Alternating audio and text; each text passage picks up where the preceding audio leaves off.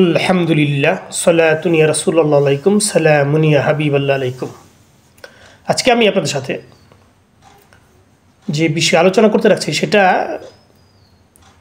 কাউকে নিচু করার জন্য, কাউকে হেয় করার জন্য সেরকম মনোভাবে নয়। মনোভাবটা হচ্ছে আমার চিন্তা ভাবনার যে বহিঃপ্রকাশ, তা থেকে আমি কিছু কথা ব্যক্ত করছি। যে বিষয়টা উপস্থাপন করতে যাচ্ছি সেটা হচ্ছে উলামা বিষয়ক।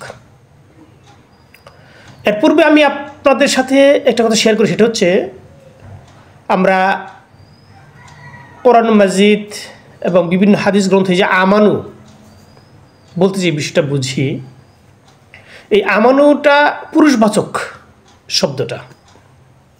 এটা শুধু আমানু বলতে শুধু পুরুষদেরকে বোঝায় না, এটা নারীদেরকে বোঝায়। আমানু এমন একটা শব্দ, যখন আমানু বলবেন তখন এটা পুরুষকে বোঝাবে, নারীকেও বোঝাবে, যে এই যে বিশ্বাসী পুরুষ বিশ্বাসী নারী এরকম। যেমন আরেকটা শব্দ আছে ইনসান, যেখানে কোরআন মাজিদে আল্লাহ রাব্বুল আলামিন ইনসান বলেছেন, সেখানে ইনসান বলতে আমরা মানুষ বুঝে থাকলেও এখানে জিনকেও বোঝায়। এটা আরবি ভাষার একটা সৌন্দর্যমণ্ডিত বিষয়। আমানু নারী এবং পুরুষকে যেমন বোঝায়, তেমন ইনসান বলতেও জিন এবং মানুষকে বোঝায়। এই তেমনই একটা শব্দ হচ্ছে আলেম, জানলেওয়ালা। এই যে আলেম উলামা, বহুবচন হচ্ছে উলামা, জানলেওয়ালার দল। এই উলামা বলতে আমরা এই পারিপার্শ্বিক বলি আর সামাজিক বলি, ব্যক্তিগতভাবেই বলি, যেভাবে বলি, উলামা বলতে আমরা বুঝি সার্টিফিকেটধারী কিছু ব্যক্তি। এটা কিন্তু ব্যক্তিগত এবং হরহামেশা আমাদের যে সমাজে চলে আসছে, উলামা বলতেই বুঝে এটা কোনো উপাধি সম্পন্ন ব্যক্তি হবে। অর্থাৎ আমরা বুঝি যারা বিভিন্ন বিদ্যাপীঠে অধ্যয়ন করে সার্টিফিকেট অর্জন করেছেন, তারা হচ্ছেন উলামা। এটা আমি কিন্তু পূর্বেই বলেছি, কাউকে হেয় বা নিচু করার লক্ষ্যে নয়। আমি নিজের যে ভাবনা থেকে কিছু কথা বলছি, এটা আপনারা বুঝবেন। এটা সাধারণভাবে বোঝার জন্য আলোচনাটা করছি।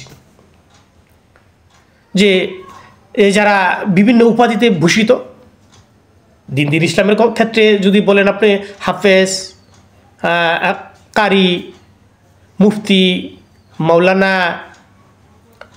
বিভিন্ন ইসলাম কলার যারা আছেন, পণ্ডিত যারা আছেন, ডাক্তার ইত্যাদি উপাধিতে যারা ভূষিত, এদেরকে আমরা এক বাক্যে উলামা বলে বিশ্বাস করে থাকি, জেনে থাকি। মহান স্রষ্টা আল্লাহ রাব্বুল আলামিন যে উলামা কাদেরকে বুঝিয়েছে, এটা কি আমরা সাধারণ মানুষ অবগত হয়েছি বা কতজন হয়েছি বলেন? যারা বিভিন্ন উপাধি সম্পন্ন, আপনার সনদপ্রাপ্ত, এরা কিন্তু উলামা, এটা সত্য, এরা উলামা।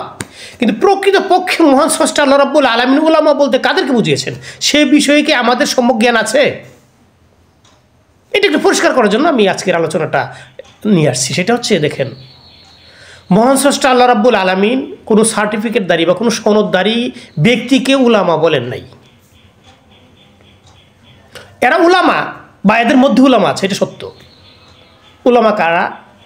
এই উলামা হচ্ছে আল্লাহ রাব্বুল আলামিন পরিচয় দিয়েছেন উলামার এইভাবে, ইন্নামা ইয়াখশাল্লাহ মিন ইবাদিহিল উলামা। সহজ কথা বুঝে রাখবেন, আল্লাহ রাব্বুল আলামিন বললেন ইন্নামা ইয়াখশাল্লাহ মিন ইবাদিহিল উলামা। আমার বান্দাদের মধ্যে যারা আল্লাহকে বেশি ভয় করে তারা হচ্ছে উলামা। অথবা আল্লাহকে যারা ভয় করে আমার বান্দাদের মধ্যে, তারা হচ্ছে উলামা, জানলেওয়ালা। কথাটা বুঝতে পারলেন? আল্লাহ রাব্বুল আলামিন পরিচিত যারা আল্লাহকে ভয় করে তারা হচ্ছে উলামা। কোনো সনদধারী, কোনো সার্টিফিকেটধারী ব্যক্তি উলামা নয়। এটা পরিচয় উলামা, হ্যাঁ উলামা, কিন্তু আপনার একের কঠোরপন্থীভাবে মৌলগতভাবে তাদের এদেরকে উলামা বলবেন, আর বাকি যারা বিদ্যাপীঠে অধ্যয়ন করে তারা জানে কিন্তু উলামা না, এটা কিন্তু সঠিক নয়।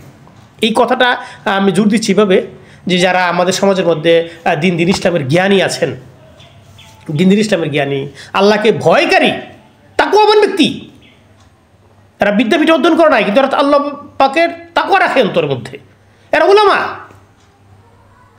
আপনি যদি এই বিষয়টা পরিষ্কার করতে চান নিজের মধ্যে, কোনো বিষয়ে জানতে হলে একটু জ্ঞান বুদ্ধির প্রয়োজন আছে।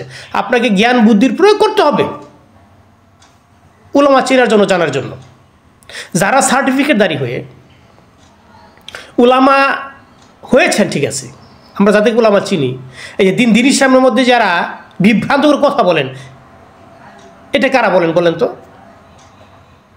এই বিষয়টা আরেকটু পরিষ্কার করার জন্য আরেকটা সূত্র আনতে পারি, সেটা হচ্ছে দেখেন, আমরা দিন ইসলামের মধ্যে যারা আছি তারা অন্যান্য ধর্মাবলম্বী বা অন্যান্য ভূখণ্ডগত মানুষকে, বেমতের মানুষ, ভিন্ন মতের মানুষকে আমরা কি বলি বলেন? আমরা কি বলি জাতিগতভাবে? আমরা কি বলি বলেন?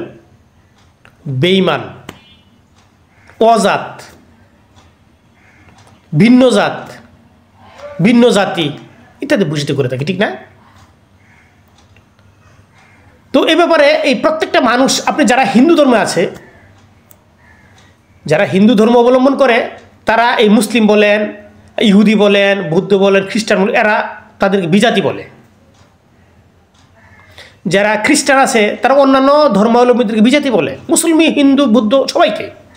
কথা বুঝতে পারলেন না? যেমন আমরা মুসলিম দিন ইসলামের মধ্যে আছি, আমরা অন্যান্য ধর্মাবলম্বীদেরকে বিজাতি বলি। কথা বুঝতে পারলেন? তো যারা দিন ইসলামের মধ্যে বিভ্রান্তিকর কথা বলে, এটা কারা বলে বলেন? আমরা যাদের উলামা হিসেবে চিনি বা জানি, যারা হাফেজ, যারা কারি, যারা মুফতি, যারা মাওলানা, যারা ডাক্তার, বিভিন্ন শায়েখ যারা আছেন, ইসলামী কলার যারা আছেন, এদের মধ্যেই তো মতানৈক্য দিন ইসলামের ব্যাপারে। অন্যান্য জাগতিক বিষয় বাদই দিলাম, দিন ইসলামের ব্যাপারে মতানৈক্য যাদের মধ্যে হয় তারা কারা? উলামা না? এই উলামাদের মধ্যেই বিভ্রান্তকর অবস্থান ছড়াচ্ছে। আচ্ছা, দিন ইসলামের মধ্যে যারা বিভ্রান্তকর কথা বলেন, এই উলামা বৃন্দরা, আমরা দিন ইসলামের মধ্যে যারা অন্তর্ভুক্ত তারা আমরা যাচাই বাছাই করলাম কথাটা সত্য মিথ্যা। একটা যেটা সত্য আমরা মেনে নিলাম, যেটা মিথ্যা সেটা থেকে দূরে সরে রইলাম। এখন এটা যদি দিন ইসলামের যারা গ্রহণ করে তাদের ক্ষেত্রে হয়, কিন্তু বিজাতিদের ক্ষেত্রে কি হবে বলেন তো? যখন কোনো উলামাবৃন্দ কোনো মতবাদের সৃষ্টি করেন, হ্যাঁ, কোনো সত্য মিথ্যার তারতম্য ফারাকের মধ্যে একটা বিভ্রান্তিকর অবস্থা সৃষ্টি করেন, তখন বিজাতিদের কর্ণে যদি এই কথাটা যায় বা বিজাতিরা শুনতে পারে, বিজাতিরা জানতে পারে, তখন তাদের সম্পর্কে বিজাতিদের কী মতবাদ হবে বলেন? ভিন্নমত পোষণ করবে দিন ইসলাম সম্পর্কে বলেন, করবে না কি না? বিস্তারিত বলার অবকাশ নেই, আপনারা জেনে থাকবেন সমাজ সামাজিকতায়। আমি যে কথাটা বলতে চাচ্ছিলাম, দেখেন, উলামা চিনার সহজ একটা পন্থা আছে। আল্লাহ রাব্বুল আলামিন যেভাবে পড়েছিলেন, যারা আল্লাহকে ভয় করে তার বান্দাদের মধ্যে, তারা হচ্ছে উলামা, জানলেওয়ালা। তারা আরেকটা পরিষ্কার জানলেওয়ালা হচ্ছে, আপনি সহজভাবে যদি বুঝতে চান, সেটা হচ্ছে আল্লাহ রাব্বুল আলামিন আল কুরআন মাজিদে বর্ণনা করেছেন এভাবে যে আমি যারা বিজাতি, ভিন্ন ধর্মের যারা আছে তাদের দৃষ্টান্ত দিয়েছেন নূহ এবং লূতের স্ত্রী। যে আমি যারা কাফের মুশরিক আছে তাদেরকে দৃষ্টান্তমূলক একটা ব্যবস্থা উপস্থান করেছেন, এটা কোরআন মাজিদ আল্লাহর ভাষা, যে আমি লূত এবং নূহের স্ত্রীকে তাদের দৃষ্টান্ত দিচ্ছি। তারা কি করেছিল? নবীদের সাথে বিশ্বাসঘাতকতা করেছিল। আর মুমিনদের ক্ষেত্রে দৃষ্টান্ত দিয়েছেন ফেরাউনের স্ত্রী, যে ফেরাউনের স্ত্রী বলেছিল, হে আল্লাহ, আমার জন্য জান্নাতে একটা ঘর তৈরি করো, একটা ঘর নির্মাণ করো, এবং এই ফেরাউনের দুষ্কৃতি থেকে আমাকে নিষ্কৃতি দাও, এবং এই জালিম কওম থেকে আমাকে বাঁচাও, রক্ষা করো। পরিষ্কার উলামা, বুঝলেন তো? এই উলামা পুরুষ এবং মহিলার ক্ষেত্রে কিন্তু আলেম উলামা কথাটা বলছিলাম, মনে আছে হয়তো। তাহলে আলেম উলামা বলতে পুরুষ এবং মহিলা উভয়কে বোঝাচ্ছে। তাহলে উলামা বলতে আপনি সহজ ভাষায় বুঝুন, লম্বা চড়া বোঝার দরকার নাই। ফেরাউনের স্ত্রী উলামা, কিন্তু নূহ আলাইহিসসালাম, লূত আলাইহিসসালামের স্ত্রী উলামা নয়, যদিও তারা নবীদের স্ত্রী। কথা বুঝতে পারলেন? নবীদের স্ত্রী উলামা নয়, কিন্তু শ্রেষ্ঠ একজন কাফের বিজাতি, মহান স্রষ্টার বিরুদ্ধে আচরণকারী ফিরাউন, তার স্ত্রী হচ্ছে উলামা। আপনি এই কথাটা যদি অন্তরের মধ্যে ভদ্রবল করব নিতে পারেন, যে ফেরাউনের স্ত্রী আসিয়া উলামা, কিন্তু নূহ নবীর স্ত্রী লূত আলাইহিস সালামের স্ত্রী উলামা নয়। তাহলে আপনি সহজ জ্ঞান একটু বুঝুন, উলামাকে যে আল্লাহকে ভয় করে, বিশ্বাস করে, ভয় করেছে, সে হচ্ছে উলামা। এটা সনদধারী হতে হবে না। যদি কারো আচার আচরণ, চলাফেরা, উঠা বসা, লেনদেন সমস্ত ক্ষেত্রে আল্লাহর ভয় থাকে, আমরা জানতে পারি, সে হচ্ছে উলামা। তার সার্টিফিকেটধারী হতে হবে না। কিন্তু কোনো মানুষ যদি সার্টিফিকেটধারী হয়েও বিভিন্ন উপাধিতে ভূষিত হয়েও বিভিন্ন কি বলি নামযশ অর্জন করেও যদি আল্লাহর ভয় না থাকে তার কাজে কর্মে, সে উলামা নয়, উলামায়ে সু। এছাড়াও বিভিন্ন শায়েখ, হক পথের যে শায়েকরা উলামাদেরকে বিভিন্ন স্তরে বিভক্ত করেছেন, এটিকে আমরা জানি না বলেন। উলামা আসলে প্রধানত দল দুইটা, একটা হচ্ছে হকপন্থী আর একটা বাতিলপন্থী, হক এবং বাতিল।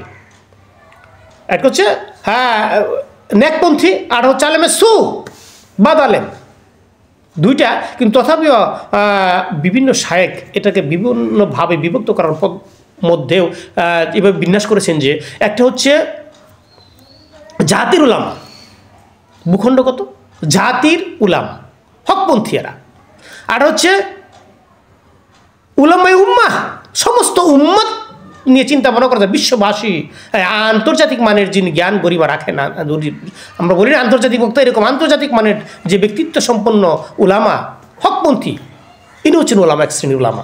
একটা জাতির উলামা, আর হচ্ছে উম্মার উলামা, আরেকটা হচ্ছেন দরবারি আলেম, দরবারি উলামা বলি আমরা, রাষ্ট্রীয় স্বার্থ হাসিলের জন্য আর আলেমে সু। এটা আপনার বুঝতে হবে, শায়েখগণ বিভক্ত করেছেন। আসলে আমরা বুঝে থাকি উলামা বলতে সহজ পন্থায় যারা আল্লাহ রাব্বুল আলামিন, আল্লাহ যেভাবে পরিচয় দিয়েছেন, যারা আল্লাহকে ভয় করে, ইন্নামা ইয়াখশাল্লাহ মিন ইবাদিল উলামা, যারা আল্লাহকে ভয় করবে আল্লাহর বান্দাদের মধ্যে তারা হচ্ছে উলামা। এই কথাটা হৃদয়ে বদ্ধমূল রাখুন, বিভ্রান্তিকর অবস্থা পরিবেশ সৃষ্টি আমরা যেন না করি।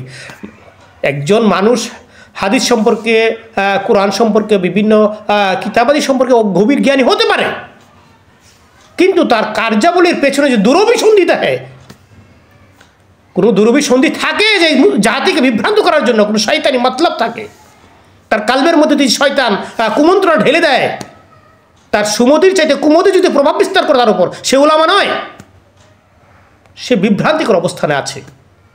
এই অবস্থানে যারা আছেন আল্লাহ রাব্বুল আলামিনের কাছে আমরা এরকম উলামার কাছ থেকে পানা চাইব, যারা আলেমে সু তাদের কাছ থেকে আমরা পানা চাইব আল্লাহর কাছে, আল্লাহ তাদের সংস্পর্শে আমরা যেন না থাকি। আমরা হকপন্থী, সরলপন্থী, সুজাপন্থী যেসব উলামা বৃন্দ আছেন, যারা সত্যের পথ দেখায়, মহান স্রষ্টার পরিচয় দানে আমাদেরকে ধন্য করতে পারে, তাদের সঙ্গ কামনা করব, আল্লাহর কাছে আমরা সাহায্য কামনা করব। আমি কিছুটা হলে হয়তো একটু আন্দাজ করতে পেরেছি, আপনাদের বুঝে যাবে, সহজভাবে বোঝার চেষ্টা করলে উলামা সম্পর্কে আপনাদের ধারণাটা ভেঙে যাবে। এই সমাজ সামাজিক আমার যে মনে একটা চিন্তা ভাবনা, সেটা আমি কথা প্রকাশ করলাম। এই কারো মনের অন্তর্চিন্তা আমার যদি মিলে যায় আলহামদুলিল্লাহ, যদি না মিলে আপনি চিন্তা করে দেখবেন। আর যারা এই ব্যাপারে জ্ঞানপ্রাপ্ত হয়েছেন তাদের কথা তো আর বলার অপেক্ষা রাখে না। তো আল্লাহ রাব্বুল আলামিন যেন হকপন্থী আলিম বা উলামাদের সাথে আমাদের কি করেন, সঙ্গ নেওয়ার জন্য ধন্য করেন, সঙ্গদানে ধন্য করেন। আমরা এই আশা রাখছি আল্লাহ রাব্বুল আলামিনের।